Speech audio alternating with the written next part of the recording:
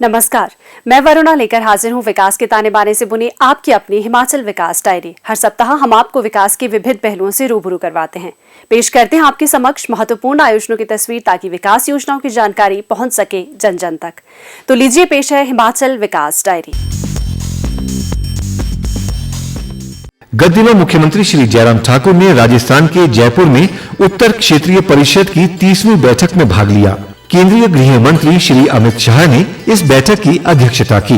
बैठक में कानून एवं व्यवस्था, आंतरिक सुरक्षा, सीमा संबंधित मामले और अंतर्राज्यीय जल संबंधी मामलों की चर्चा करने के लिए 8 राज्यों और केंद्र शासित प्रदेशों के मुख्यमंत्रियों और लेफ्टिनेंट गवर्नर ने भाग लिया। इस अवसर पर श्री जयराम ठाकुर ने केंद्र सरकार से माननीय सर्वोच्च न्यायालय के निर्णय अनुसार पौंग बांध विस्थापितों के लंबित मामलों का शीघ्र समाधान करने का आग्रह किया। उन्होंने कहा कि हिमाचल प्रदेश ने राष्ट्र के विकास में सदैव ही महत्वपूर्ण भूमिका निभाई है। उन्होंने कहा कि पौंग बांध और अन्य जल विद्युत परियोजनाओं के निर्माण से प्रदेश के लोगों ने विस्थापन का दर्द झेला है। पौंग बांध के निर्माण के दृष्टिगत 16,352 विस्थापित हिमाचलियों के पुनर्वास के लिए राजस्थान में 2.25 लाख एकड़ भूमि आरक्षित की गई थी। उन्होंने कहा कि इनमें से केवल 8,713 विस्थापितों को भूमि उपलब्ध करवाई गई है। गत दिनों मुख्यमंत्री श्री जयराम ठाकुर ने बिलासपुर जिला के झंडूता विधानसभा क्षेत्र का दौरा किया, जहां उनका भव्य स्वागत किया गया। मुख्यमंत्री ने इस विधानसभा क्षेत्र में लगभग 94 करोड़ रुपए लागत की 18 विकासात्मक परियोजनाओं के शिलान्यास और लोकार्पण किए।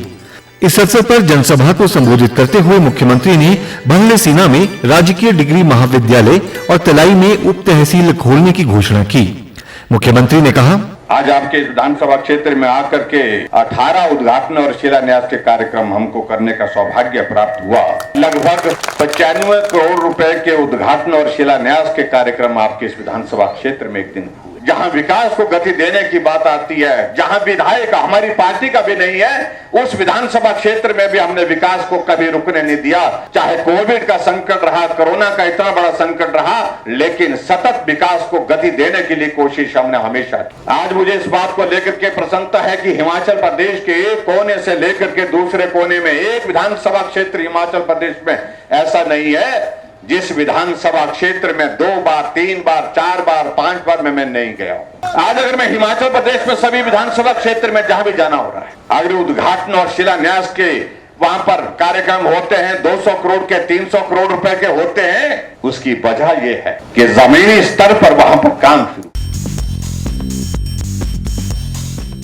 गत दिनों शिमला से मुख्यमंत्री श्री जयराम ठाकुर ने प्रदेश में बारिश के कारण संभावित आपात स्थितियों से निपटने के लिए विभिन्न प्रबंधों की वीडियो कॉन्फ्रेंसिंग के माध्यम से सभी जिलों के उपायुक्तों व पुलिस अधीक्षकों के साथ समीक्षा की। इस अवसर पर मुख्यमंत्री ने अधिकारियों को भारी बारिश के कारण उत्पन्न होने वाली किसी भी स्थिति में आपदा प्रबंधन के लिए पूर्ण तैयारियां करने के निर्देश दिए। श्री जयराम ठाकुर ने कहा, अभी तो बरसात की शुरुआत, आने वाले समय में बरसात और तेज होगी, इस चीज की भी संभावना है। उस बात को भी हमने सुनिश्चित करना है। एक तो हमारा बरसात से पहला विषय तो बरसात से संबंधित है कि हम इस प्रकार की जो घटनाएं घटित हो रही हैं उसमें किस प्रकार से तैयारी किए हुए हैं और किस प्रकार से, खास तौर से जो टूरिस्ट डेस्टिनेशन है वहां पर लोग जो आते हैं उनको जानकारी नहीं होती है कि कहाँ पानी चढ़ जाता है, कहाँ लैंडस्लाइडिंग होती है। फिर भी इस तरह की घटनाओं को अवॉइड करने के लिए, और उसके अलावा हिमाचल प्रदेश में जो हमारी इकोनॉमी का एक बहुत बड़ा हिस्सा है वो एप्पल इकोनॉमी है और सेब का सीजन भी शुरू होगा, तो उसकी भी हमारी स्मूथ हमारी ट्रांसपोर्टेशन और उसके साथ सारी चीजों का कोऑर्डिनेशन आपस में रहे।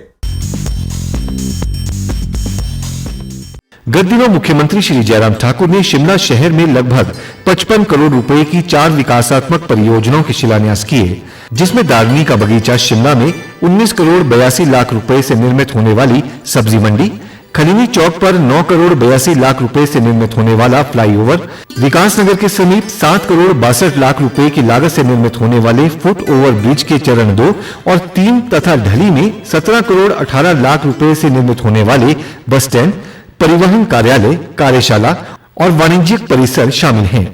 इस अवसर पर जनसभा को संबोधित करते हुए मुख्यमंत्री ने कहा, 4 जगह हमने जो शिलान्यास किए हैं, उन 4 जगह शिलान्यास में लगभग 55 करोड़ रुपए के शिलान्यास आज इस विधानसभा क्षेत्र और हमारी शिमला विधानसभा क्षेत्र में हुए। आज मुझे इस बात की खुशी है कि हमारी सरकार का 4.5 वर्ष का कार्यकाल जो पूरा हुआ है, हमने बहुत बारीकी से शिमला शहर के अंदर क्या क्या किया जा सकता है, ट्रैफिक को डीकंजस्ट करने के लिए क्या किया जा सकता है, वाटर सप्लाई को इंप्रूव करने के लिए क्या किया जा सकता है, और उसके साथ साथ जो सड़कें हमारी जो एग्जिस्टिंग है एट प्रेजेंट, जो उनको और चौड़ा करने के लिए हम क्या कर सकते हैं। और शुरुआत के बाद आप स्वयं अनुभव कर रहे होंगे कि अंतर दिख रहा है। शिमला में गत दिनों मुख्यमंत्री श्री जयराम ठाकुर ने 7 करोड़ 64 लाख रुपए मूल्य के 21 अत्याधुनिक दमकल वाहनों को राज्य के विभिन्न भागों के लिए हरी झंडी दिखाकर रवाना किया।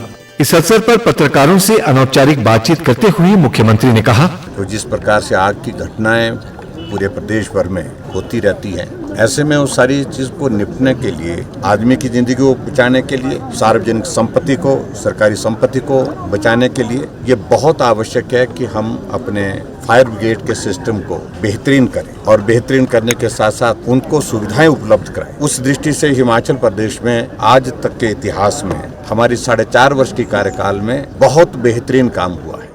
अब वक्त हो चला है आपसे विदा लेने का। नए अंक के साथ अगले सप्ताह इसी समय इसी दिन फिर होगी मुलाकात। तब तक के लिए दीजिए इजाजत। नमस्कार।